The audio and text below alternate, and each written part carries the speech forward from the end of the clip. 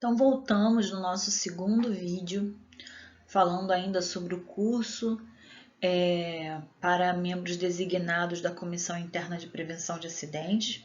E nesse curso especificamente, nesse vídeo que a gente está fazendo, a gente vai estar falando sobre o estudo do ambiente de trabalho. Então, a gente vai falar sobre algumas situações, vamos bater um papo legal, esclarecendo algumas coisas que a gente precisa ficar atento com relação ao ambiente de trabalho.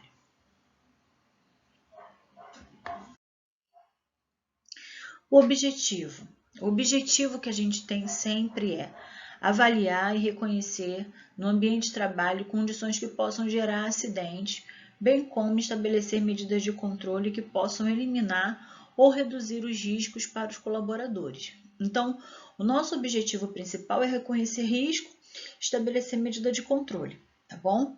Isso aí é a chave de todo o nosso processo de trabalho. E o conteúdo desse vídeo vai falar sobre condições inseguras, layout, organização e limpeza desse ambiente de trabalho, tá? Então, o ambiente de trabalho ele precisa ter condições para que a pessoa possa executar a atividade com segurança, o layout dele tem que ser adequado, a organização dele tem que ser adequada e a limpeza dele também tem que ser adequada ao ambiente de trabalho, tá bom?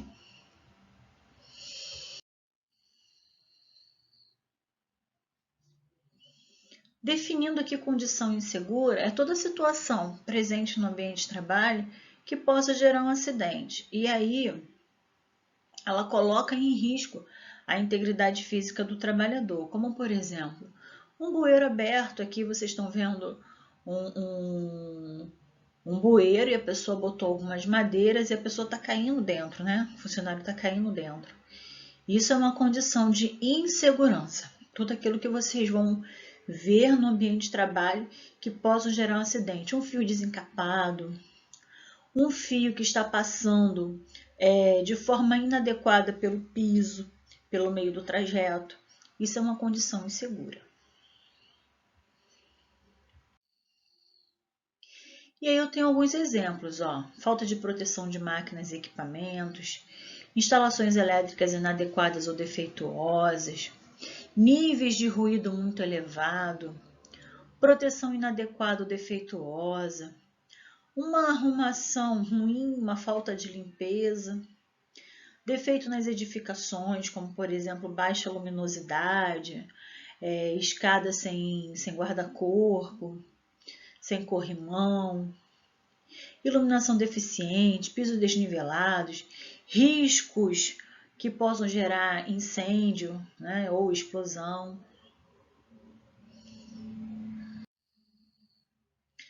E aí, se a gente for crítico, quantas situações de insegurança você vê nessa imagem? Olha isso aí.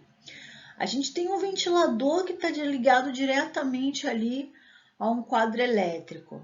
Aonde vocês estão vendo as faísquinhas, aquilo dali é ponto energizado, ou seja, o fio está desencapado. A luminosidade é ruim, né?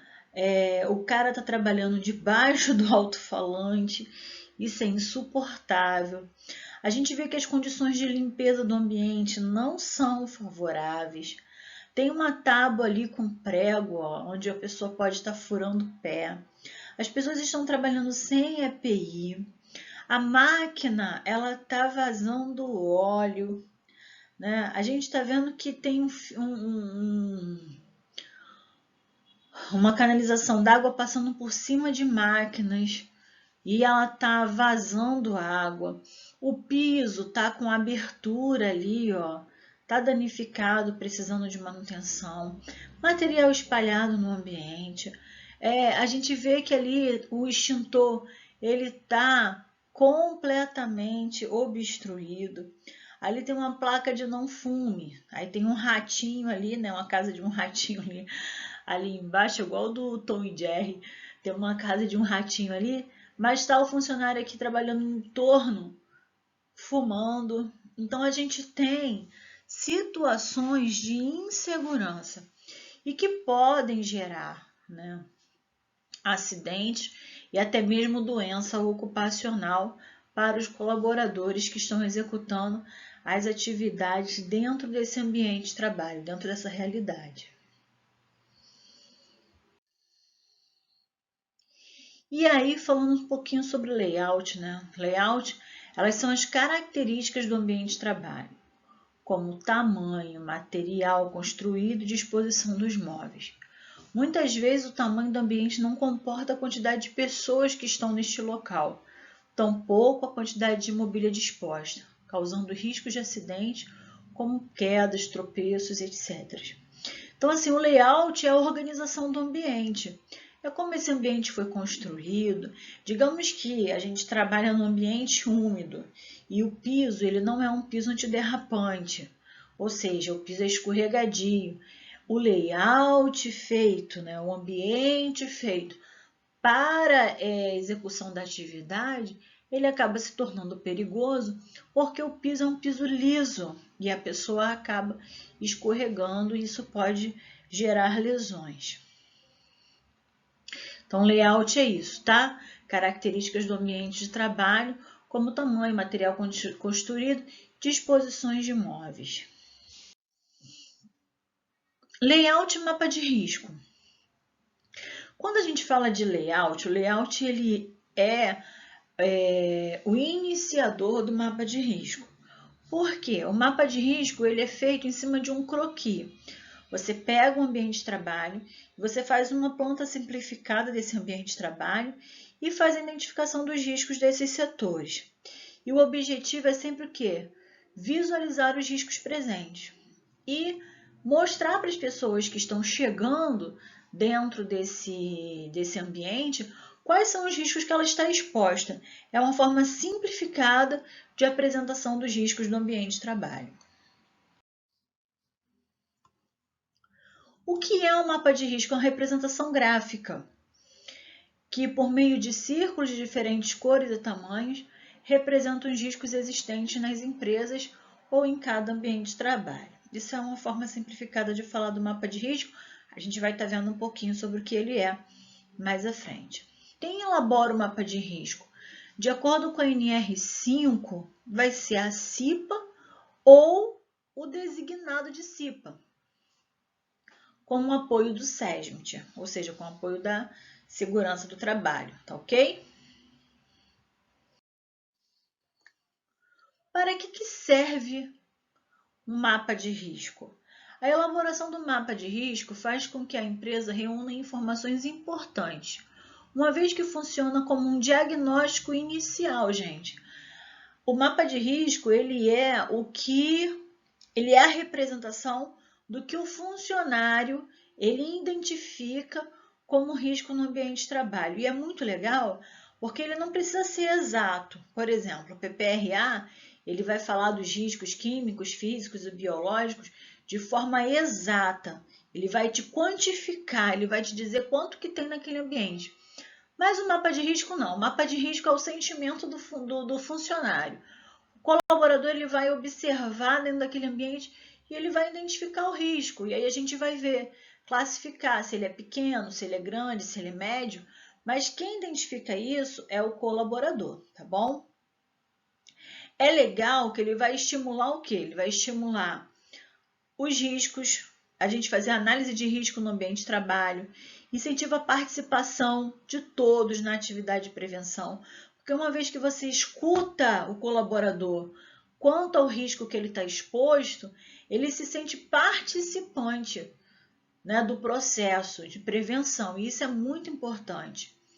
E outra coisa, divulgar e alertar quanto aos riscos existentes no ambiente de trabalho.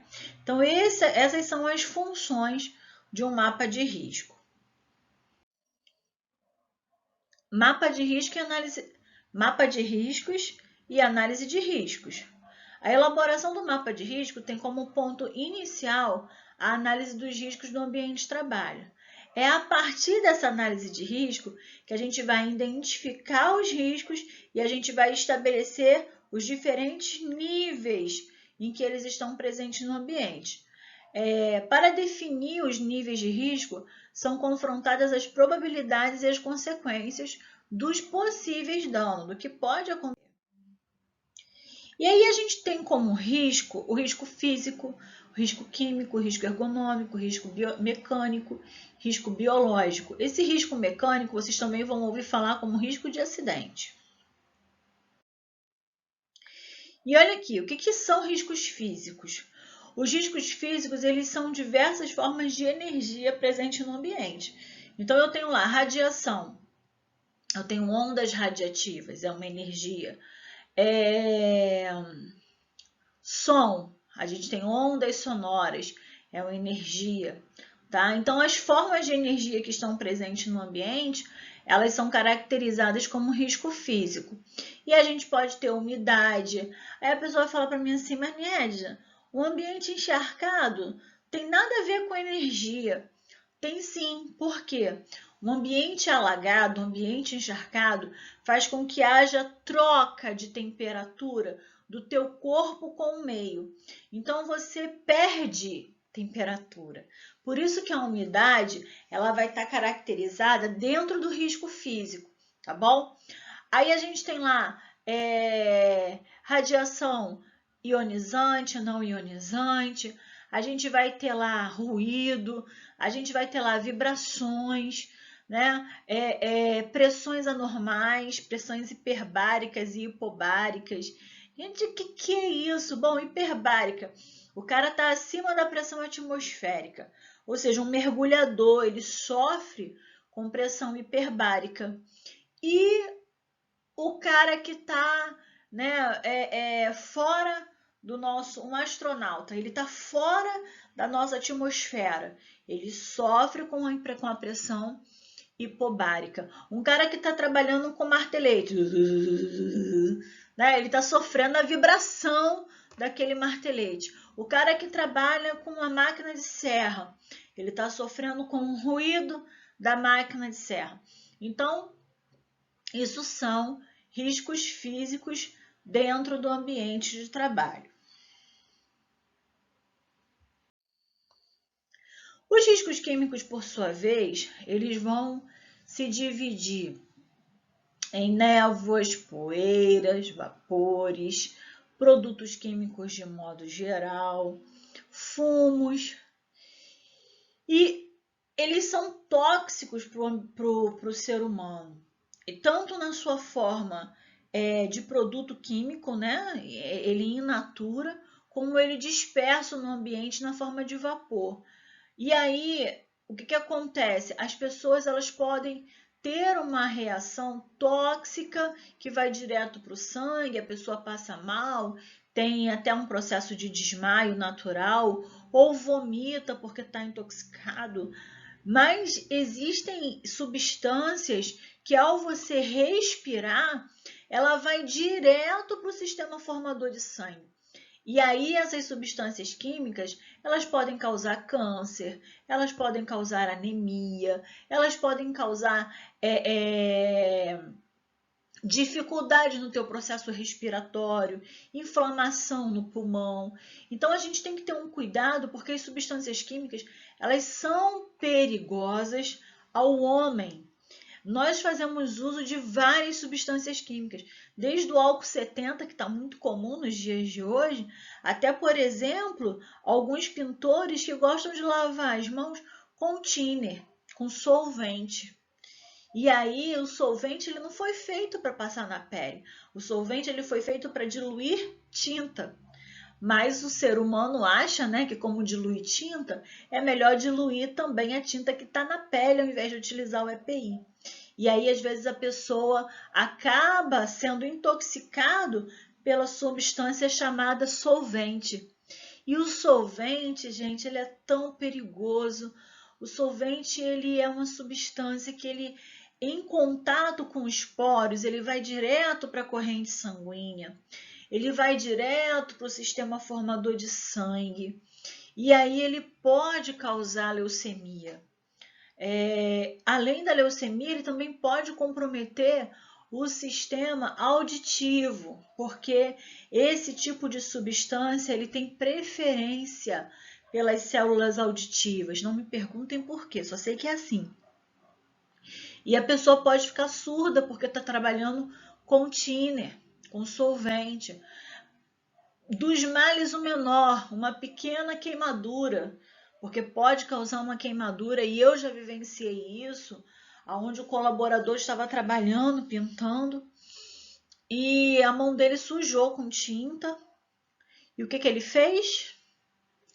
Ele usou thinner de nível 4, que é um thinner industrial, específico para dissolver algumas tintas que têm base de epóxi. E aí o que aconteceu com esse camarada? Esse camarada ele teve uma queimadura feia, muito feia de 2º grau. A mão dele ficou toda empolada. Eu tive que levar ele para o médico, tá? Ele teve que ficar afastado 15 dias, porque a mão dele ficou toda tomada por aquela queimadura. Então, assim, é produto químico. O produto químico não é compatível com o tecido da nossa pele, com o tecido humano. Riscos biológicos. A gente está no momento que a gente está vivendo, né? A crise da biologia, a crise dos agentes biológicos. A gente tem aí os vírus, as bactérias, e a gente tem o coronavírus, que a gente está muito preocupado. Os riscos biológicos, eles são complicados porque, como o coronavírus, eles são invisíveis. E é uma coisa tão interessante que a gente só se dá conta, né, do quanto que um risco biológico, quanto os agentes biológicos presentes no ambiente, eles fazem mal para a nossa saúde.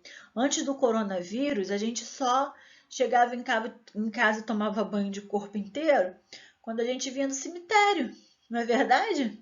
Foi no cemitério, quando chegava em casa, caraca, tirava a roupa, ia lá, tomava banho, a gente não se comunicava com ninguém, era assim que era. Hoje não, hoje a gente vai na rua, vai no mercado, quando chega em casa, lava a cabeça, tem que tomar banho de corpo todo, tem que tirar a roupa, tem que trocar essa roupa, botar essa roupa para lavar. Tem todo um protocolo sendo seguido atualmente. Então, a gente hoje está conhecendo um pouquinho da questão dos riscos biológicos.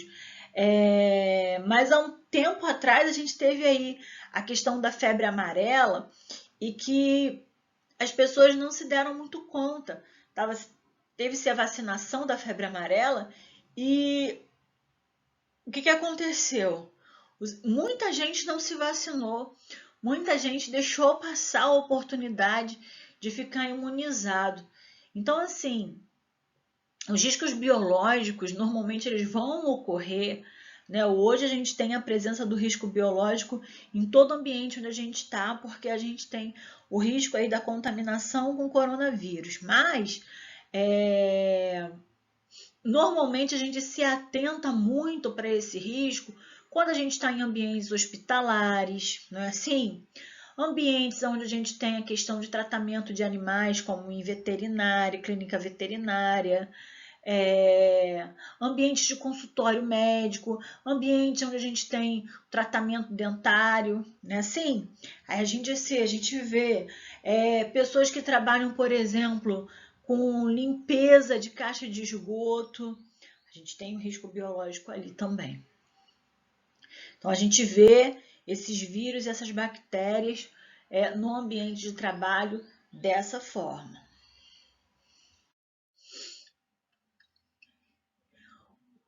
Os riscos ergonômicos, eles vão ser referentes à postura. Se a gente for observar, o correto é a pessoa estar de uma forma reta, com a coluna reta, em todo o tempo. O que muitas vezes não acontece. Muitas vezes a pessoa ela, né, relaxa na cadeira e bota a perna assim, vai relaxando, vai descendo, opa, quase que eu sumi no vídeo. E acha que tá legal, só que quando você não está com a sua coluna reta e você está forçando outras musculaturas na tua coluna e até mesmo na tua perna, você pode estar desenvolvendo hérnia de disco, você pode estar desenvolvendo um pinçamento de um tendão, você pode desenvolver, por exemplo, problemas circulatórios na perna, se você não está com a tua perna num ângulo de 90 graus. Se você for observar esse rapazinho que está sentado aqui, ó, ele está retinho, corretinho. As pernas dele tá no ângulo de 90 graus. A coluna dele está no ângulo de 90 graus. Ele está perfeito. Quando ele agacha para poder pegar a maleta aqui, ó, a coluna dele está reta. Mas no momento que eu envergo a minha coluna, pronto, eu posso ter um pinçamento, eu posso ter uma tensão muscular, né, que é o mais leve, mas eu também posso ter uma hérnia de disco. E quem tem hérnia de disco sabe que não é legal, né? Dói, incomoda. Muitas vezes é um caso cirúrgico que na maioria das situações não resolve, a pessoa faz a cirurgia e continua com o problema. Então, o risco ergonômico ele está no ambiente de trabalho e ele pode desenvolver o que a gente chama de LER, que é lesão por esforço repetitivo, e essa palavra ela foi substituída por uma outra chamada DORT, que é a doença osteomuscular relativa ao trabalho. E por que elas foram trocadas? Porque LER só vai falar de tendão. O DORT ele vai falar de músculo, esqueleto, tendões e ligamentos, tá bom? Então, o DORT ele é mais amplo, ele não fica preso somente no que é referente a tendão. Ele vai trabalhar um conjunto de informações para que essas questões de doença relacionada ao trabalho seja mais abrangente.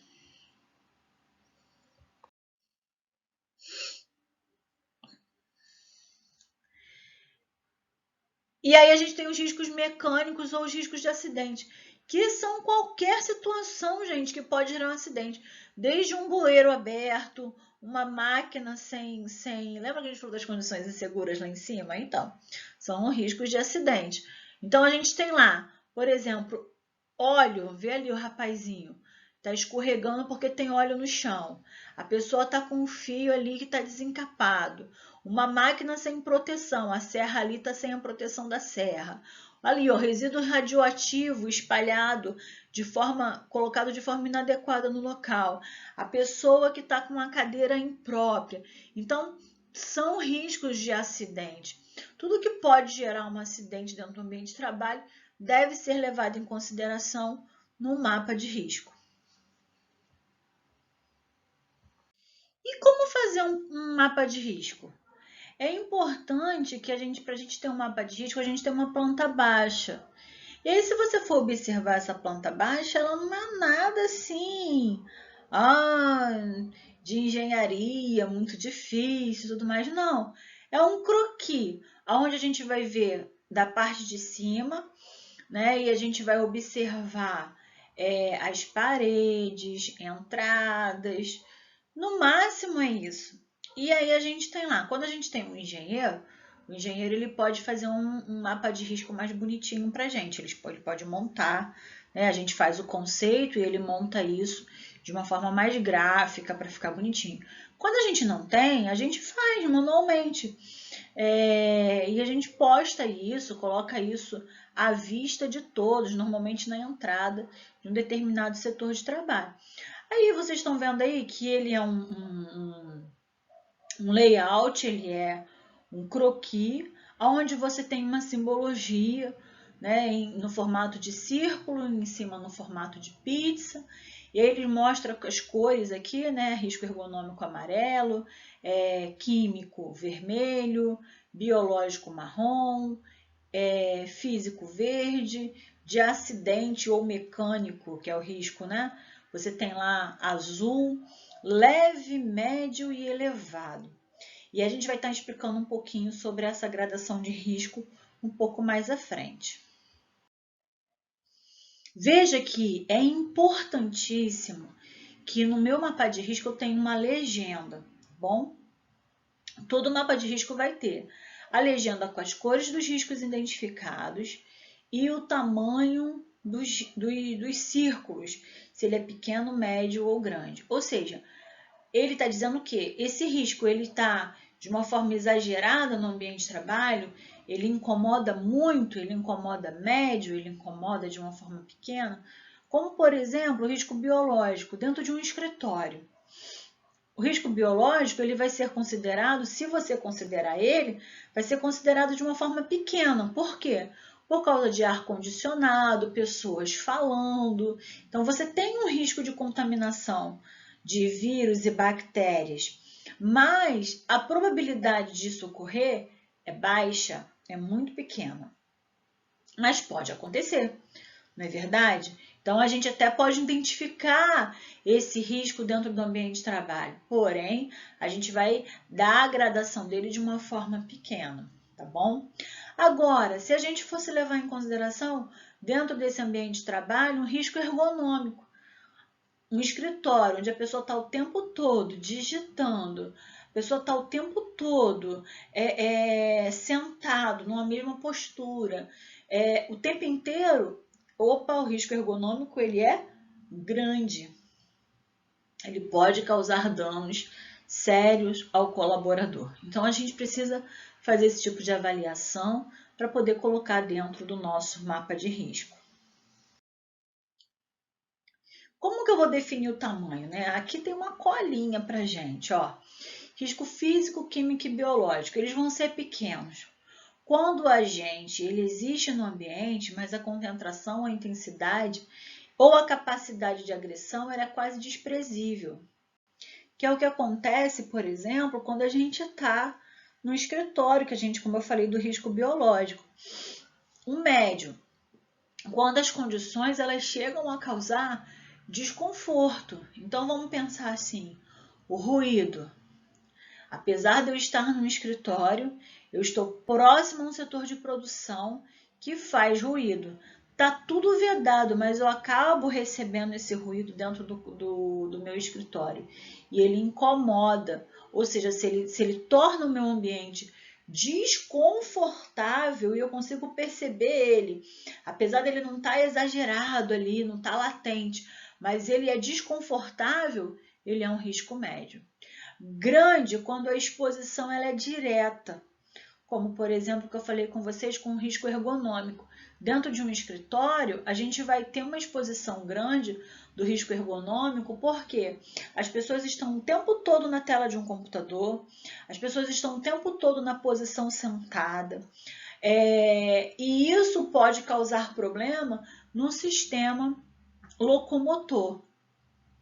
E aí, o risco ele acaba sendo de uma forma grande. Ele pode causar uma doença, certo? E aí a gente considera isso de forma grande. O risco de acidente, né? O risco de acidente, quando ele é agressivo, ó, pequeno, quando trabalhadores, podem ser considerados os trabalhos que se aproximam de trabalhadores de ponto agressivo, como, por exemplo, máquinas automáticas. Quando ele vai ser pequeno, quando o trabalhador ele tem que ir até o local para se expor, mas se ele ficar no cantinho dele, o risco de acidente não vai acontecer. Médio, podem ser consideradas as características de meio de processo de trabalho que expõem pessoas sem perigo, com pouca probabilidade de lesão séria. Vamos pensar assim, um fio que esteja no meio de uma passagem. Ele está ali, eu não tenho como colocar ele em outro lugar. Ele vai expor as pessoas, mas ele só vai expor as pessoas que passarem por aquele lugar ali, né? Não tem um risco tão grande, a pessoa pode escorregar, pode cair, né? Mas a probabilidade de causar uma lesão séria é muito baixa. Risco grande quando forem evidentes casos que possam causar lesões sérias. Uma máquina sem proteção, por exemplo. Vamos pensar numa oficina onde a gente tem a passagem o tempo todo de carros, então existe um risco seríssimo de atropelamento e que às vezes as pessoas nem levam em consideração. Mas dentro de uma oficina mecânica, a gente tem um risco de atropelamento muito grande, né? De defeitos de máquinas, de ferimentos, de lesões.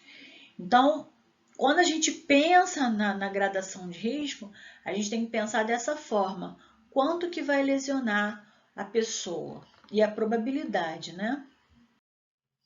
Quando a gente fala de risco ergonômico, a gente tem lá, ó, pequeno, podem ser considerados trabalhos que cansam, com pouca probabilidade de afetar as pessoas.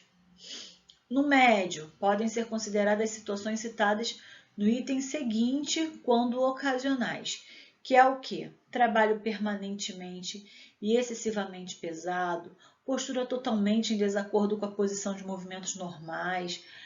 A gente tem uma atividade que é uma atividade do mecânico de refrigeração, quando eles precisam, às vezes, sacar um motor.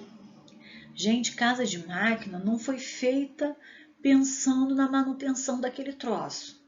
De verdade, ela é pequena, apertada.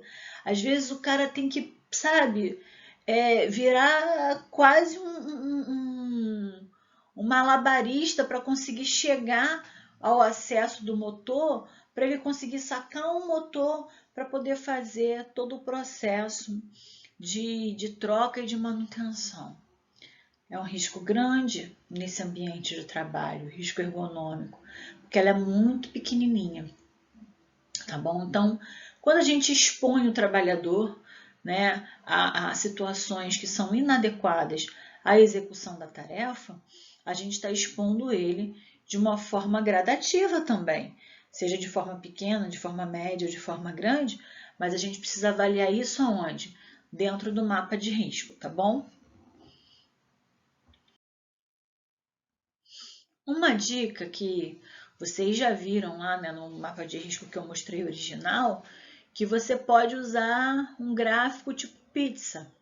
Se todos eles forem do mesmo, por exemplo, o risco de acidente mecânico, ele é grande. O risco químico tem muita poeira no ambiente de trabalho. O risco ergonômico, caraca, tem muita postura inadequada. E calor é muito intenso, então o risco é grande.